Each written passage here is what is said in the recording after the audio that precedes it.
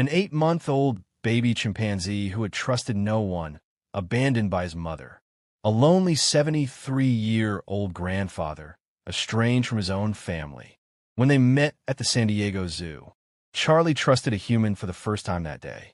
And this miracle changed both of their lives forever. In the primate section of the San Diego Zoo, in a small cage separate from the other monkeys, lived a lonely baby chimpanzee.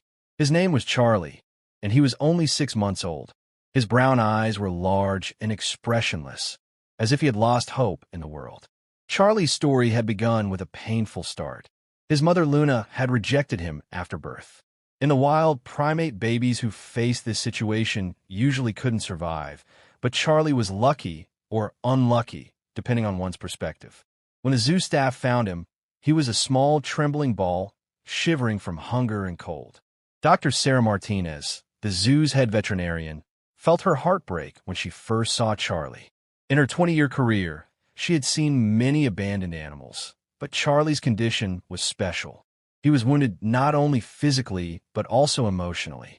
"This little guy has to learn to trust us," Dr. Martinez had said while examining Charlie for the first time. "But it won't be easy." Since being brought to the zoo, Charlie had refused to bond with any human. When his caretakers brought him food, he would retreat to the farthest corner of his cage and turn his back to them. Feeding times had become battlefields. Charlie would only touch his food at night when no one was around. Tom Morrison, his caretaker, was a young and patient man of 25.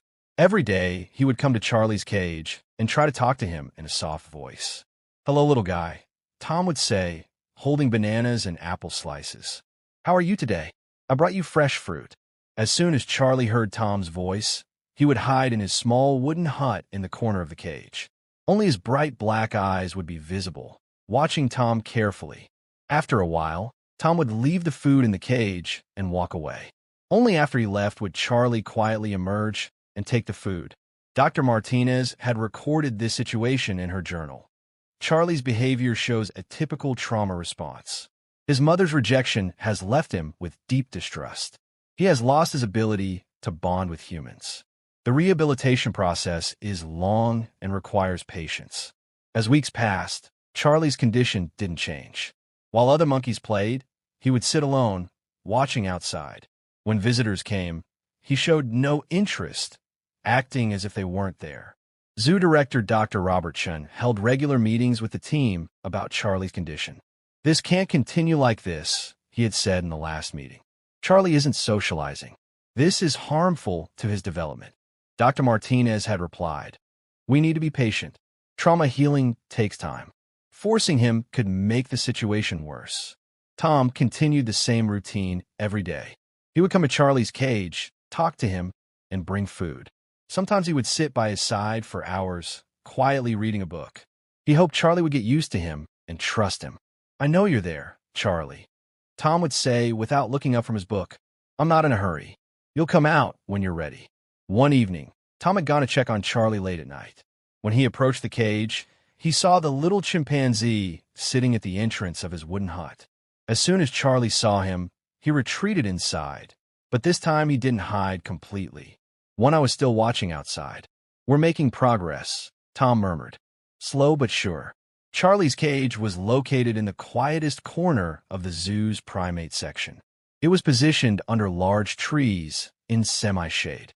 This was perfect for Charlie because it didn't attract much attention. But sometimes, especially on weekends, families would come this far and try to watch him. Children were especially interested in Charlie. His smallness and loneliness triggered children's empathy. "Mom, why doesn't that monkey ever play?" a little girl had asked one Saturday. Her mother had replied, "Maybe he's sad, sweetheart. Sometimes animals get sad too." Charlie would hear these conversations but wouldn't react. He was used to people talking about him now. But somewhere inside, it felt like he noticed this attention and perhaps appreciated it. Dr. Martinez closely monitored Charlie's progress. Every week, she would examine him and note his behaviors. Physically, Charlie was growing healthily, but his social development was concerning. "Charlie needs to interact with his peers," Dr. Martinez had said in a meeting with Tom.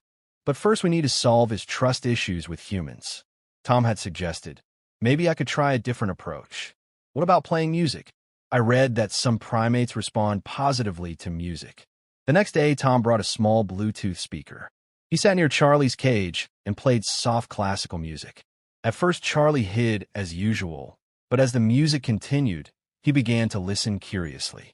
When Chopin's Nocturne was playing, Charlie had emerged from his wooden hut and sat in the middle of his cage. He tilted his head to the side and listened to the music carefully. Tom had never seen Charlie so relaxed. "Incredible," Tom had whispered. "He likes music." From that day on, Tom began bringing music every day. Charlie's favorite pieces were soft, calm melodies. He would play jazz, classical music, and sometimes nature sounds.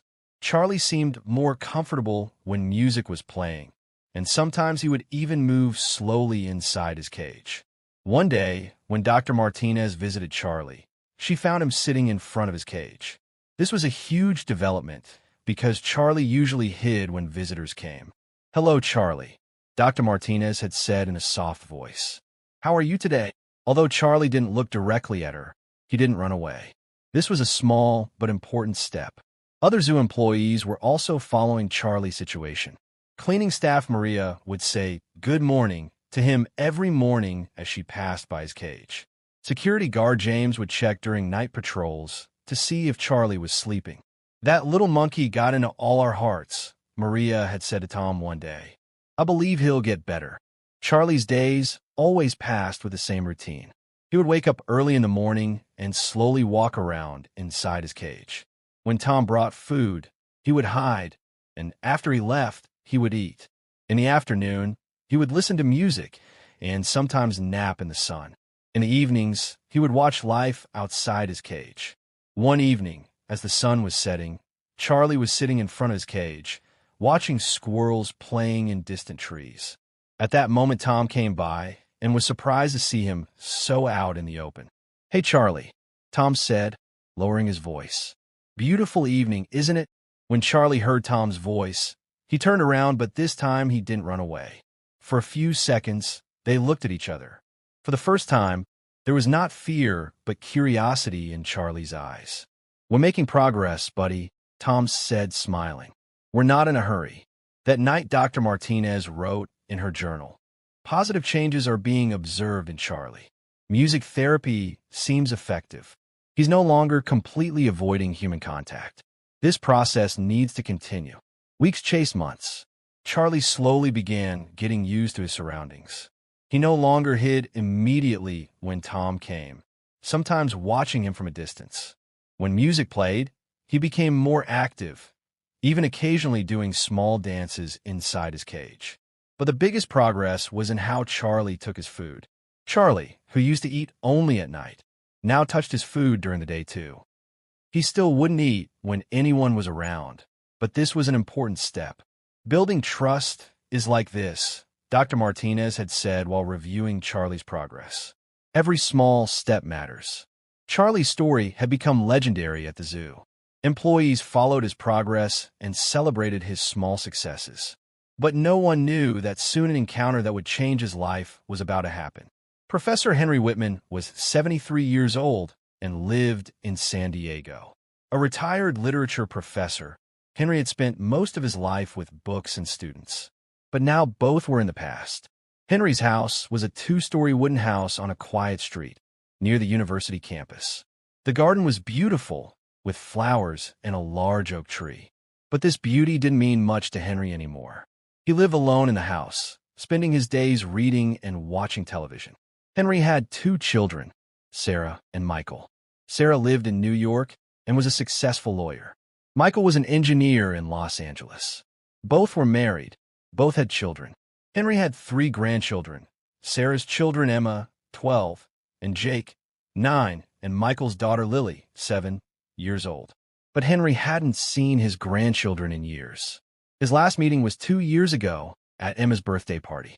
Even that day, he had felt like a stranger. The children called him Grandpa Henry, but there was no real bond between them. The problem was with Henry himself, and he knew it. He didn't know how to communicate with children. Their interests, games, and the things they talked about seemed foreign to Henry. He had lived an academic life, existing in a world of books and intellectual discussions. The world of children seemed very distant to him. Sarah and Michael had made efforts for their father to bond with his grandchildren. But Henry's rigid attitudes and inability to connect with children had made these attempts unsuccessful. "Dad, you need to be more natural with the children," Sarah had said in their last phone conversation. "They love you, but you keep yourself distant." Henry knew this was true, but didn't know how to change. He had 73 years of habits. He didn't know how to play and have fun with children. He was afraid to lower himself to their level. Therefore, as time passed, the distance with his family grew. His children rarely called him anymore. His grandchildren had almost forgotten him. Henry was sad about this situation, but also helpless. Henry's daily routine was quite monotonous. He would wake up early, make coffee, and read the newspaper. Then he would spend some time in the garden or busy himself with housework. In the afternoon, he would read books, and in the evening, he would watch television. Weekends were especially difficult because he was even more alone. One Saturday morning, while Henry was sipping his coffee and reading the newspaper as usual, a family advertisement caught his attention. The ad showed a grandfather visiting the zoo with his grandchildren. The children were laughing, and the grandfather was enjoying their happiness. "Maybe," Henry murmured. An idea was beginning to form in his mind. Henry decided to call his children. Maybe he could suggest taking them to the zoo with his grandchildren. This could be a way to bond with them. He called Sarah first. "Hello, Dad," Sarah said when she answered the phone. There was surprise in her voice because her father rarely called. "Hello, Sarah. How are you? How are the children?" "We're fine, Dad. How are you?" Henry hesitated a bit. "I'm fine, too. Well, I have a suggestion for Emma and Jake. I was thinking of taking them to the zoo. If you'd like to come too, of course." Sarah was surprised by her father's suggestion. "That's a great idea, Dad. But you know, we're very busy right now. Emma has tennis lessons. Jake has soccer practice. Maybe another time." "Of course, I understand," Henry said, trying to hide his disappointment. "Another time, then." Then he called Michael. The result was the same. Michael also said they were busy, that Lily had dance classes. "Maybe soon, Dad," he had said, "but right now it's really difficult." When Henry hung up, he was sad but not surprised. His children were busy. His grandchildren were occupied with their own activities. There was no time for him. That evening, Henry thought long and hard. Maybe he shouldn't blame his children. Maybe the problem was his relationship with the children. He had stayed distant for years, and now, when he tried to get closer, it might be too late. But still, the zoo idea had stuck in his mind. Maybe he could go alone. He could observe how children have fun, maybe get ideas about how he could communicate with them. The next Saturday, Henry got ready and decided to go to the zoo. He put a few sandwiches, water, and a banana in his bag. The banana was an old habit. When he was teaching at the university, he always carried a banana in his bag. When Henry went to the zoo, he saw how crowded it was. There were families everywhere. Children were running, laughing, parents were taking their pictures. Watching this scene, Henry felt both jealous and sad. First, he visited the elephant area. The large elephants had mesmerized the children. A little girl was shouting, "Mom, look, the elephant is spraying water." Henry smiled while watching this enthusiasm. He was realizing how innocent and excited children could be. Then he went to the lion area. The large male lion was napping in the sun. Children were trying to wake him up, making sounds. Henry watched their naive efforts. Hours passed. Henry toured the zoo, visited every section. He observed children, tried to understand what made them happy, what caught their interest. Maybe he could use these observations in his next meeting with his grandchildren. When lunchtime came, Henry sat on a bench and ate his sandwich. While watching the family scenes around him, a strange feeling developed inside him. How much he wanted to be part of these happy family pictures. A father was explaining about animals to his little son. "Look, son, zebra isn't a striped horse. It's actually a different species," he was saying. The child was listening with curiosity. Henry thought, if only he could have such moments with his grandchildren. In the afternoon, Henry went to the primate section. He watched the large chimpanzees and gorillas. Their intelligence and human-like behaviors impressed him. Once a chimpanzee seemed to wave at him, and Henry smiled back in response. Toward the end of the primate section, Henry noticed a small and quiet cage. Inside was a very small chimpanzee. Unlike the other monkeys, this one was very quiet and alone. Henry approached the cage and read the sign. Charlie, 8-month-old male chimpanzee. Hand-fed due to mother's rejection. Hand-fed, Henry murmured. This little monkey was alone, just like him. Charlie was withdrawn into his wooden hut in the corner of the cage at that moment. Only his eyes were visible. Henry looked at him carefully. You're lonely too, aren't you, little friend? Henry said, lowering his voice. Strangely, Henry felt a kinship with this little monkey. Both had been abandoned. Both were alone. Henry sat in front of the cage and began watching Charlie. Minutes passed. Charlie slowly emerged from his hut and looked at Henry. For the first time, Henry had seen Charlie so out in the open, though of course he didn't know this. Hello, Charlie, Henry said in a soft voice. I'm Henry. I'm lonely like you too. Charlie seemed to like the tone of Henry's voice. He slowly moved toward the center of his cage. Henry was surprised because he had never seen Charlie approach this close. Hours passed. Henry sat by Charlie's side, talking to him in a soft voice. He talked about his life, his grandchildren, his loneliness. Charlie sat quietly as if he were listening to him. I have grandchildren, Charlie, Henry said, but I don't know how to bond with them. How do you do it? How can I learn to connect with people? Charlie seemed to sense the sadness in Henry's voice. He came to the edge of his cage and stretched out his hand. Henry saw his small hand and his heart tightened. Evening was beginning to fall. Henry had to get up and leave. But he didn't want to leave Charlie. This little monkey had kept him company, had listened to him. Do you have to leave, Charlie? Henry said, I don't want to leave either. At that moment, he remembered the banana in his bag. He hadn't eaten it at lunch. He took out the banana and showed it to Charlie. Are you a little hungry? Henry asked. When Charlie saw the banana, his eyes sparkled. Without realizing it, Henry extended the banana through the cage bars. Charlie hesitated, then slowly approached. For the first time, Charlie took food from a human's hand. He gently pulled the banana from Henry's hand and began eating. Henry didn't know the importance of this moment, but for Charlie, it was revolutionary. Is it good, Charlie? Henry said, smiling. A fresh banana. While Charlie ate the banana, he looked at Henry. There was no longer fear in his eyes. For the first time, he had trusted a human. At this moment, caretaker Tom was coming for the evening check. When he approached Charlie's cage, he couldn't believe his eyes. Charlie was sitting in front of his cage, eating food with an elderly man.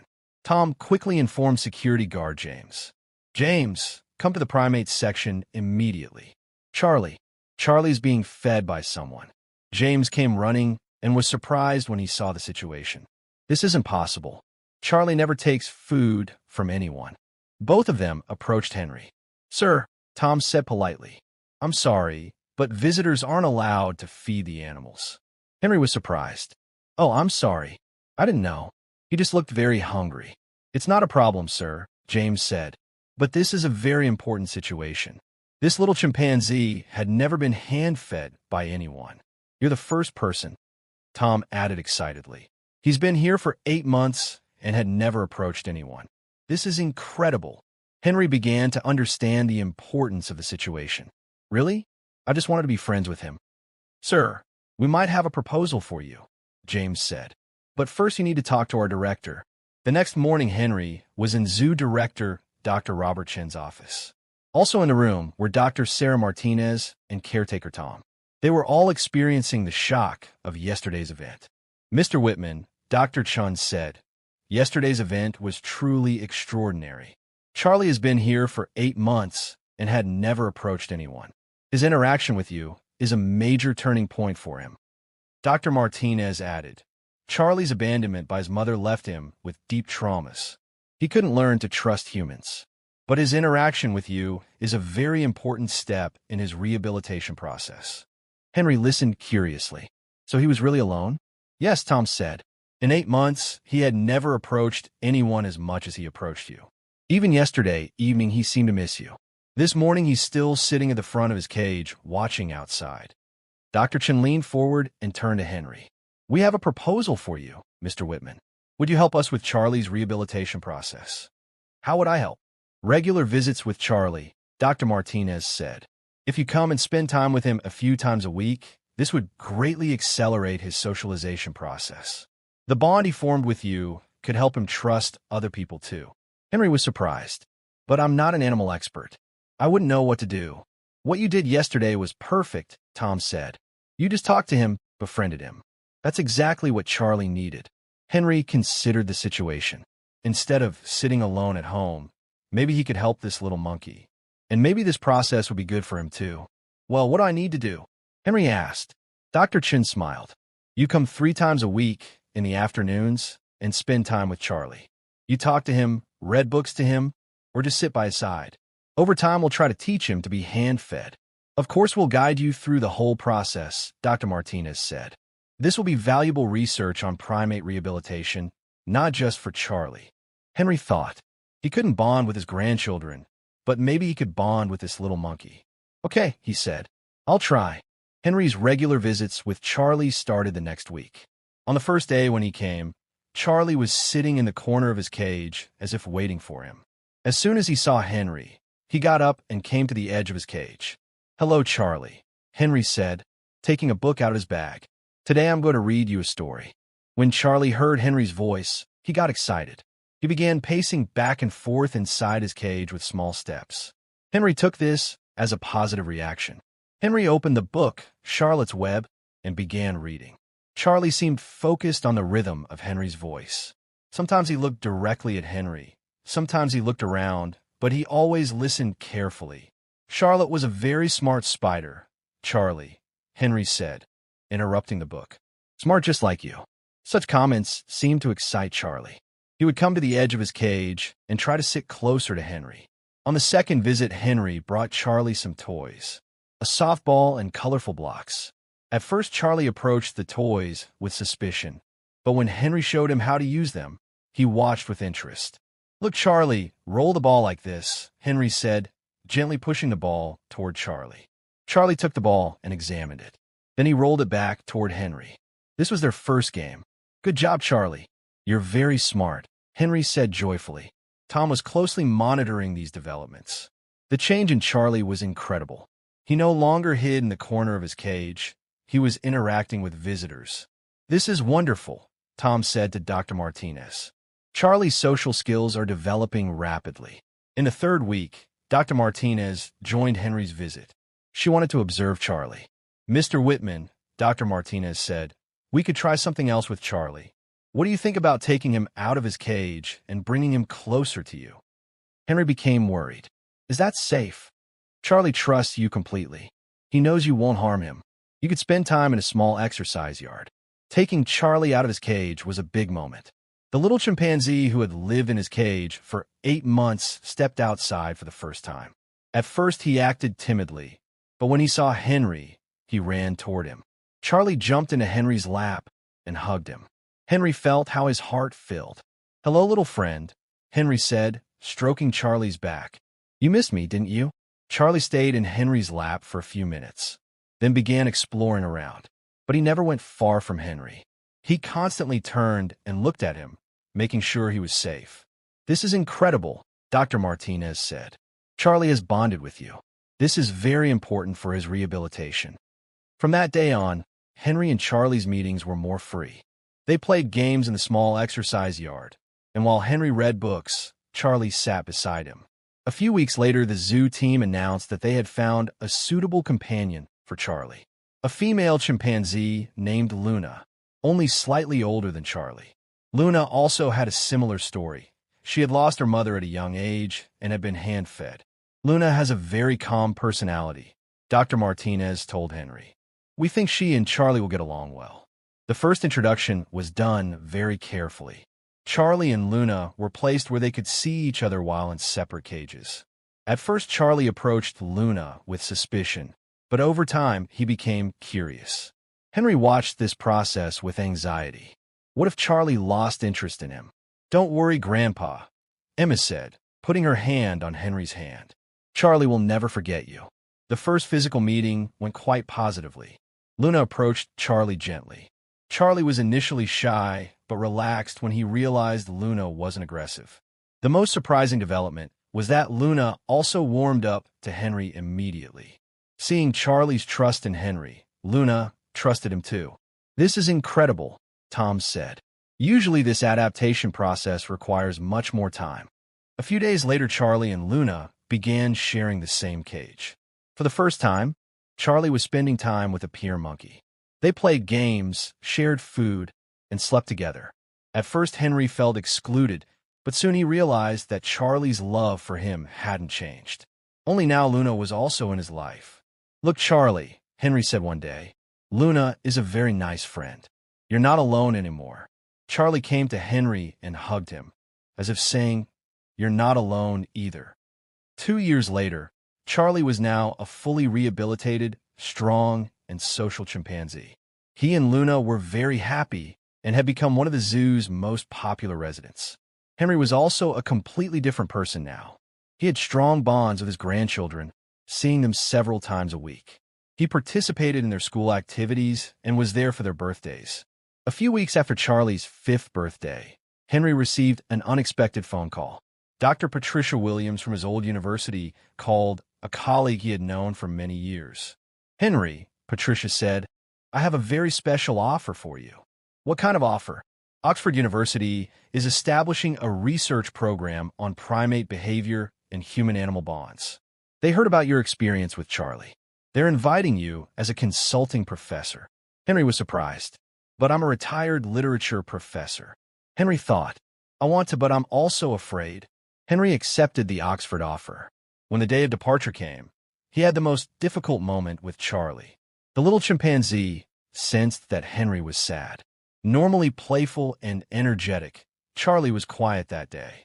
"Charlie, I'm leaving, but I'll never forget you," Henry said, trying to hold back his tears. "You're my most special friend." Charlie hugged Henry tightly and didn't want to let go. "Charlie, Henry will come back," Dr. Martinez said gently. "He'll never abandon you." Henry left a special gift for Charlie, a small device with his own voice recorded on it. This way Charlie could hear his voice whenever he wanted. "This is my voice, Charlie. You can listen when you miss me." After hugging Charlie one last time, Henry walked away. Charlie stood at the edge of his cage and watched Henry until he disappeared. After spending 3 years in England, Henry was now 79 years old. His work at Oxford had achieved great success. But Henry thought about Charlie every day. He had learned from Dr. Martinez how the device with his voice recording was used by Charlie. In the first months, Charlie listened to it constantly. Finally, it was time to return to San Diego. Henry eagerly awaited seeing Charlie again. On the first day Henry returned to the zoo, the expression on Dr. Martinez's face worried him. "Henry, welcome back. But I have something I need to tell you." "Is it about Charlie?" Dr. Martinez nodded. "Charlie is aging, Henry, and he's sick. For about 6 months he's been without appetite and weak. He's 8 years old, but looks much older." Henry's heart tightened. "What kind of illness?" "We can't make a definitive diagnosis, but it's a general weakening that comes with age." "And Henry, he's never been the same since you left." "What do you mean?" Tom intervened. "Charlie changed a lot after you left. For the first 6 months, he constantly listened to your voice recording. Then he suddenly stopped. Now he eats very little and moves very little." Henry hurried to Charlie's section. The scene he saw deeply shook him. Charlie, who used to be energetic and playful, had now turned into an elderly monkey moving slowly in the corner of his cage. Luna was beside him, but she also looked sad. "Charlie," Henry said softly. When Charlie heard Henry's voice, he raised his head. He looked at Henry for a few seconds, then slowly stood up. As soon as Charlie saw Henry, he came alive as if struck by lightning. He ran to the edge of his cage and stretched out his hands. "Charlie, my little friend," Henry said, tears in his eyes. Charlie was excitedly making chittering sounds, jumping inside his cage. Luna also joined this enthusiasm. Dr. Martinez immediately opened the cage, and Charlie jumped into Henry's lap. The two old friends hugged each other tightly. "I missed you so much, Charlie." "So much," Henry murmured. Charlie was trying to make sure Henry was really there by smelling him. Then he stroked Henry's face and kissed him. "This is incredible," Dr. Martinez said. He had been refusing to eat for months, but look now. Indeed, Charlie had suddenly come alive. His old energy had returned. Henry held Charlie in his lap and talked to him. "Charlie, I'm back. I'll never leave you again." That day, Charlie did things he hadn't done in months. He played games, ate fruit, ran with Luna. It was as if Henry's return had given him new life. For the next 2 days, Henry never left Charlie's side. Charlie was very happy, but Henry noticed he was still weak. His breathing was becoming difficult. Moving was hard for him. On the evening of the second day, Charlie began dozing in Henry's lap. Henry stroked his graying fur. "Charlie, you were the most beautiful thing in my life. You taught me how to be a family. You taught me how to love." Charlie opened his eyes and looked at Henry. There was peace in his eyes. "I will always love you, Charlie, and you will always live in my heart." Charlie held Henry's hand with his small hands, as if saying, "I will love you too." On the morning of the third day, when Henry went to Charlie, he found him very peaceful. Charlie was sitting next to Luna in a spot where sunlight was shining. When Henry sat beside him, Charlie hugged him one last time. In this hug, there was a farewell, there was gratitude. "Charlie," Henry whispered, "if you're ready, you can go. I'll be here." Charlie looked into Henry's eyes and slowly rested his head on his shoulder. His breathing slowed, slower and slower. When Henry felt Charlie take his last breath, he hugged him tighter. "Rest in peace, little friend. You were very loved." Luna, understanding that her friend had died, sadly came to Charlie's side and touched him, as if she too was saying goodbye. Dr. Martinez and Tom were also there. Everyone was crying. "He went in peace," Dr. Martinez said, "in the arms of the person he loved."